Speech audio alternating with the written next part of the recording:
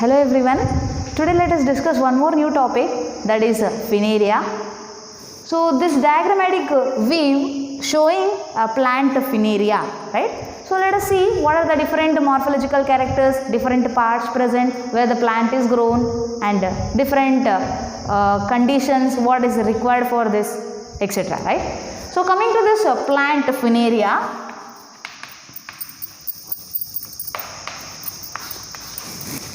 So this plant Funaria, it belongs to one of a class of bryophytes that is called as Bryopsida.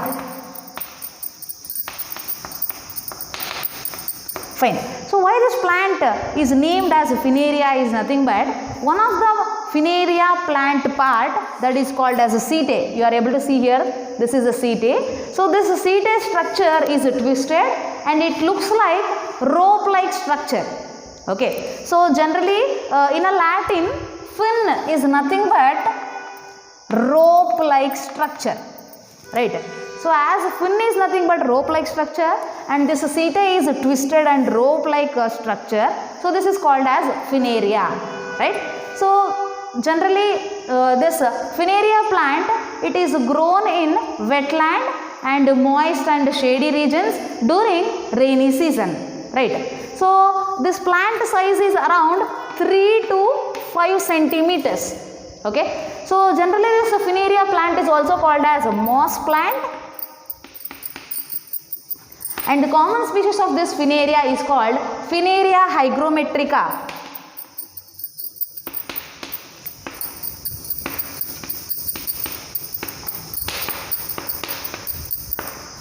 Right. So when we talk about this plant, here the branch of this plant is called as axis and the leaves are called phylloids, right?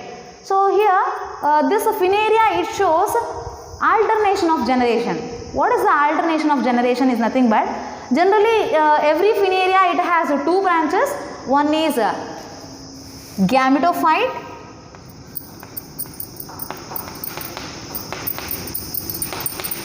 and another one is a sporophyte. So this part is called sporophyte. So it shows alternation of generation is nothing but after the formation of this gametophyte, the sporophyte generation takes place. So that's why Funaria shows alternation of generation.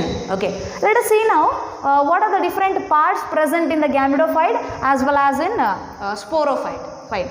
So when we come first for the gametophyte, here we have root-like structures but not root, those are called rhizoids. Right. So what are the functions of these rhizoids is nothing but these rhizoids helps in absorption of nutrients and minerals and water, as well as these gives support and protection for the plant. Okay, that is Funaria. So along with the rhizoids, we also have a scales that also perform the same function as rhizoids. Fine. So when we come to the top, so on the axis leaves are arranged, right? So how the leaves are arranged means they are arranged in 3+8 arrangement.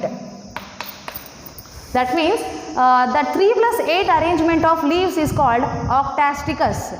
So what is that octasticus is nothing but, so considering this is an axis, for an axis if 3 leaves are here and the 8 leaves arise at another side.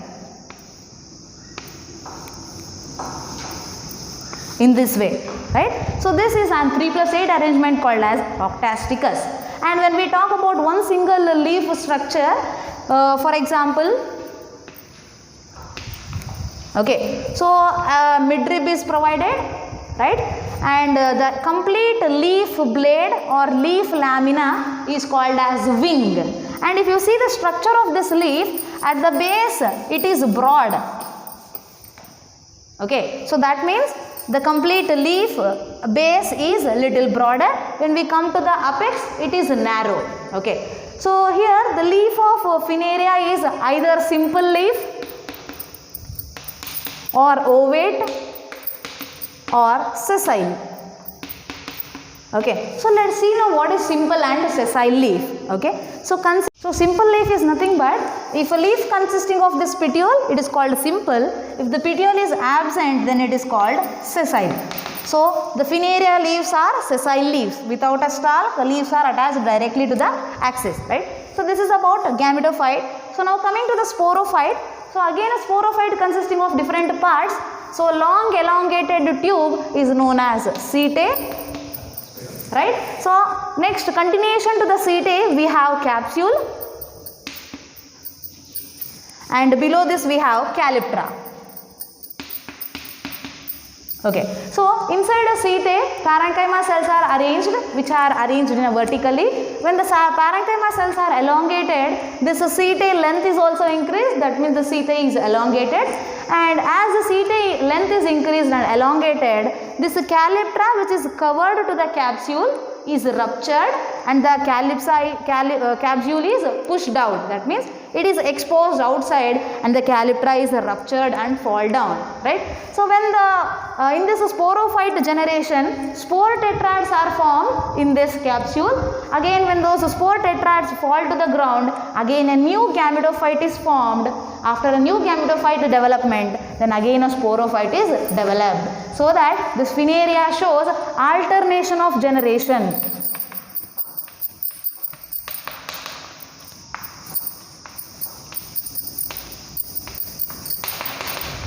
Okay, so in this way, these are the different morphological characteristics of plant Funaria. So in our next class, we will discuss about a different Markensia structure as well as a few more topics.